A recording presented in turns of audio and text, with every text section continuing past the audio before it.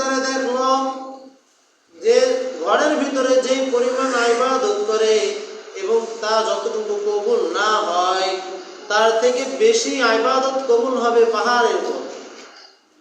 স্বপ্ন দেখার পর হযরত জুরাইস রাদিয়াল্লাহু তাআলা আনহু সকালবেলায় রওনা হয়ে গেলেন ওই পাহাড়ের উপরে। পাহাড়ের নাম আল জাবাল পাহাড়।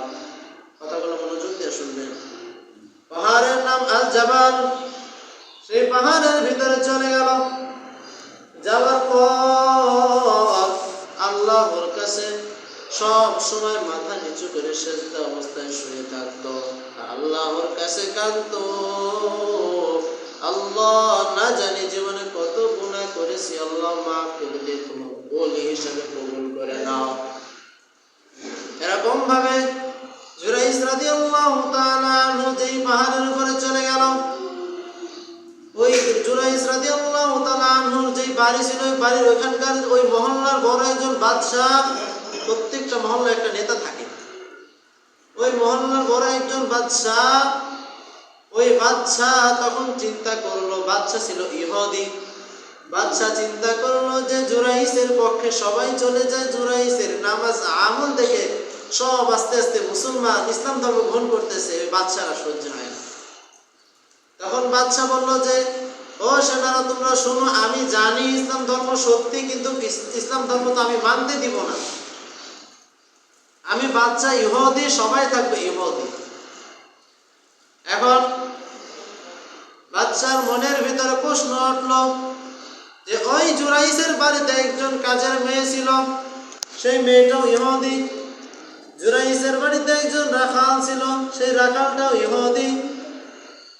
তো এখন এরকম ভাবে বাদশাহ ওই রাখালকে আর ওই কাজের মেয়েকে খবর পাঠালো, সেনাদেরকে বলল যাও যাও জুরাইসের বাড়ির ওই রাখালটাকে আর কাজের মেয়েটাকে ডেকে নিয়ে আসো।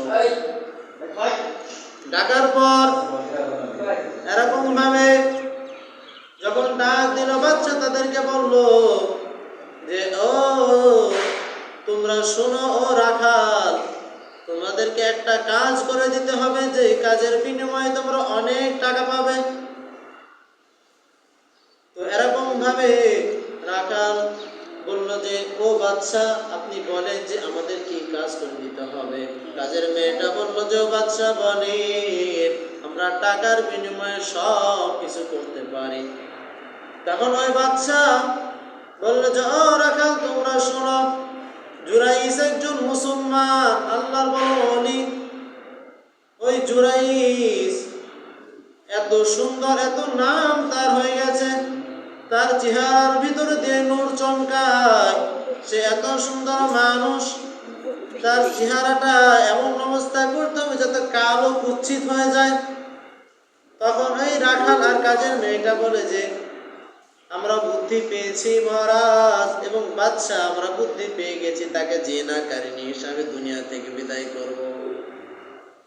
তখন বাদশাহ বলল যাও যাও, যেভাবে হোক তোমরা তাকে জিনাকারিনী যদি বানাইতে পারো, তোমাদেরকে আমরা এই বিনিময়ে অনেক টাকা দিয়ে দিব। এরকম ভাবে রাখাল আর কাজের মেয়েটা বাড়ির দিকে রওনা হয়ে চলে গেল। যাওয়ার পর ওই রাখাল আর কাজের মেয়েটা জিনার কাজে লিপ্ত হয়ে গেল। হওয়ার পর ওই কাজের মেয়ের পেটে আল্লাহ তাআলা এক সন্তান দিয়ে দিল। দেওয়ার পর ওই কাজের মেয়ে, বাদশাহ তো সবকিছুই জানে যে কিভাবে কি করতে হবে, তো ওই কাজের মেয়ে বাদশার কাছে চলে গেল। যাওয়ার পর যে বলে ও বাদশাহ, এই দেখো আমার পেটে, আমার গর্ভে যে সন্তান, সেই সন্তান জুরাইসের, সেই জুরাইস আমার সাথে জিনা করার কারণে এই সন্তান আল্লাহ তাআলা দুনিয়াতে দিয়ে দিয়েছে। সবাই বলে নাউজুবিল্লাহ। জোরে বলা যাবে না নাউজুবিল্লাহ? আল্লাহর ওলি সে একজন, সে থাকে পাহাড়ের ভিতরে, তার সাথে নাকি জিনা করবে। এরকম ভাবে চলে গেল বাদশার কাছে। বাদশার কাছে যখন বলল, বাদশাহ বলল ও মেয়ে, তোমার সব কিছু ঠিক, তুমি যে বুদ্ধি করেছো সেটাও ঠিক। তো এরকম ভাবে যখন এরকম বাদশাহ বারবার বলতে থাকলো, তখন বাদশাহ সেনাদের দিয়ে খবর পাঠালো, যা ওই পাহাড়ের ভিতরে একজন আল্লাহর ওলি যে জুরাইশ সেজদার ভিতরে পড়ে আছে, আল্লাহর কাছে কাঁদে, তাকে ধরে আমার রাজ্যের ভিতরে নিয়ে আসো, আমার কাছে নিয়ে আসো। তো এরকম ভাবে সেনারা চলে গেল জুরাইশের কাছে পাহাড়ের ভিতরে, আল জাবাল পাহাড়। যাওয়ার পর দেখে জুরাইশ আল্লাহর কাছে কাঁদে, আল্লাহ সকল বিপদ আপদ থেকে আমাকে হেফাজত ফরমাও। আল্লাহ অনেক শত্রু সামনে আছে, পিছনে আছে। আল্লাহ তোমার গোলামি করি দেখে আল্লাহ অনেক মানুষ উভয় দিক থেকে আমাকে আক্রমণ করে। হে আল্লাহ, সকল বিপদ থেকে তুমি আমাকে হেফাজত ফরমাও। এই কথাগুলো যখন ওই সেনারা শুনল, সেনাদের মনের ভিতরে নরম হয়ে গেল। তারপরে তাদের তো কিছু করার নাই, তারা তো টাকার বিনিময়ে কাজ করে। তো এরকম ভাবে সেনারা তাকে ভদ্র ভাষায় বলল যে, ও জুরাইশ, তোমাকে বাদশাহ তালাশ করছে, বাদশাহ তোমাকে খুঁজতেছে। জুরাইশ চলে গেল বাদশার কাছে। যাওয়ার পর তখন বাদশার কাছে যাওয়ার পর বলে, ও বাদশাহ, আপনি আমাকে খুঁজছেন? আমি আল্লাহর ডাকে পাহাড়ের উপরে চলে গেছিলাম, যে ওখানে আল্লাহর কাছে মাথা নত অবস্থায় আল্লাহর কাছে চাচ্ছিলাম। তখন বাদশাহ বলল, জুরাইশ, তুমি সব মিথ্যা কথা বলো, তুমি আল্লাহর ওলি না, তুমি হলো জিনাকারিনী।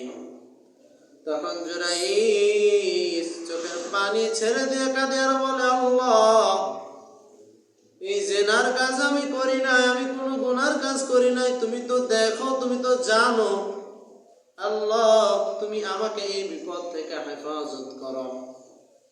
এরকম ভাবে বাদশাহ ওই মহল্লার সবাইকে ডাক দিল।